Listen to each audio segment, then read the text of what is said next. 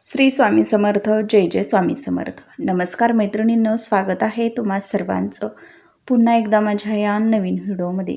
तर उद्या आहे 3 जुलै, वार आहे शुक्रवार. म्हणजे उद्या शुक्रवारी आली आहे ज्येष्ठ महिन्यातील संकष्ट चतुर्थी. प्रत्येक महिन्यामध्ये चतुर्थी ही येत असते, एक कृष्ण पक्षामध्ये एक शुक्ल पक्षामध्ये. तर त्या प्रत्येक संकष्ट चतुर्थीचं महत्त्व देखील खूप वेगवेगळं असतं. आणि ही ज्येष्ठ महिन्यामध्ये येणारी संकष्ट चतुर्थी कृष्ण पिंगल संकष्ट चतुर्थी या नावानं ओळखली जात असते. तर या संकष्ट चतुर्थीची जी सुरुवात आहे तर ती उद्या 3 जुलैला शुक्रवारी सकाळी 11:20 होणार आहे. आणि या चतुर्थीची समाप्ती ही 4 जुलैला शनिवारच्या दिवशी दुपारी 12:39 होणार आहे. तर आपल्या धार्मिक शास्त्रामध्ये किंवा धार्मिक मान्यतेनुसार ही संकष्ट चतुर्थी जी आहे तर ती अत्यंत महत्त्वाची मानली गेली आहे. आणि संकष्ट चतुर्थी ही गणपती बाप्पांना समर्पित असते, हे तर आपल्या सर्वांनाच माहिती आहे. गणपती बाप्पा हे प्रथम पूजनीय आहेत, ते विघ्नहर्ता आहेत, त्यासोबतच ज्ञानाचे बुद्धीचे देवतासुद्धा मानले जातात. आणि म्हणूनच या संकष्ट चतुर्थीच्या दिवशी म्हणजे उद्या शुक्रवारी कोणत्याही परिस्थितीमध्ये आईनं आपल्या मुलांसाठी हा एक अत्यंत प्रभावी उपाय जो आहे तर तो करायचा आहे. आईनं आपल्या मुलांवरून ही एक वस्तू ओवाळून टाकायची आहे. यामुळे मुलांचा चिडचिडेपणा, हट्टीपणा, सर्व विघ्न, संकट ही दूर होऊन त्यांना प्रत्येक क्षेत्रात यश मिळणार आहे. त्यांना प्रत्येक क्षेत्रामध्ये त्यांची प्रगती होणार आहे. तर असा हा एकदम साधा सोपा उपाय आज या व्हिडिओच्या माध्यमातून मी तुमच्याबरोबर शेअर करणार आहे. त्यामुळे तुम्ही हा व्हिडिओ कुठेही स्किप करू नका, अगदी शेवटपर्यंत नक्की पहा. म्हणजे याविषयीची जी काही माहिती आहे संपूर्ण तर ती तुम्हाला नक्कीच मिळून जाईल. चला तर मग अशा नवीन सुंदर व्हिडिओला सुरुवात करूया. तर हा उपाय उद्या संध्याकाळच्या वेळी आपल्याला करायचा आहे. म्हणजे आपण ज्यावेळी देवघरामध्ये दिवा लावतो तर त्यावेळी आपल्याला हा जो उपाय आहे तर तो करायचा आहे. हा उपाय बघा, अगदी लहानातील लहान मुलांपासून मोठ्या मुलांपर्यंत तुम्ही हा जो उपाय आहे तर तो करू शकता. तर उद्या सकाळी आपल्याला लवकर उठायचं आहे, स्वच्छ स्नान करायचं आहे. देवघरामध्ये गणपती बाप्पांची मूर्ती ही असतेच, तर त्या मूर्तीवरती आपल्याला स्वच्छ पाण्यानं अभिषेक करून घ्यायचा आहे.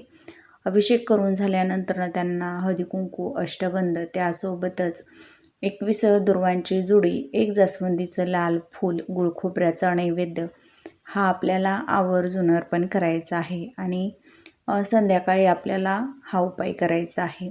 संध्याकाळी दिवे लागण्याच्या वेळी आपल्याला आपल्या देवघरामध्ये दिवा हा प्रज्वलित करायचा आहे. धूप, दीप, अगरबत्ती लावून नंतरच हा जो उपाय आहे तर तो आपण करायचा आहे. तर त्यासाठी आपल्याला स्वतःला बसण्यासाठी एक आसन घ्यायचं आहे.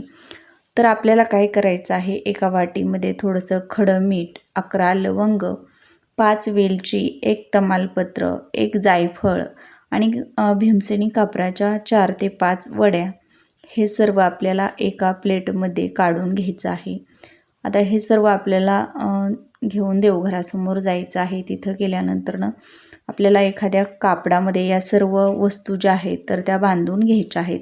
आता खडं मीठच आपल्याला घ्यायचं आहे आवर्जून. त्यानंतरनं 11 ज्या लवंगा घेणार आहोत तर त्या लवंगा फुलासहित असायला हव्यात. त्यासोबतच तमालपत्रसुद्धा अखंड असायला हवं. तर या सर्व वस्तू आपल्याला एका कापडामध्ये बांधून घ्यायच्या आहेत. आपल्या मुलांना आपल्यासमोर पाटावरती बसवायचं आहे आणि 7 वेळा मुलांच्या डोक्यापासून ते पायापर्यंत आपल्याला ह्या ज्या वस्तू आहेत तर त्या उतरवून घ्यायच्या आहेत. उतरवून घेतल्यानंतरनं आपल्याला या ज्या काही वस्तू आहेत तर त्या जाळामध्ये जाळून टाकायच्या आहेत. ज्यांच्याकडे चूल पेटवली जात असेल तर अशांनी चुलीमध्ये जाळा, किंवा गॅसवरती जरी तुम्ही या जाळल्या तरीही चालणार आहेत. किंवा मग अगदी छोटासा जाळ करून त्याच्यामध्ये तुम्ही या ज्या काही वस्तू आहेत तर त्या जाळून टाकायच्या आहेत. यामुळे मुलांना झालेली बाहेरचे काही दोष लागलेले असतील किंवा मुलांना नजरदोष झालेला असेल तर तो नजरदोष हा दूर होत असतो.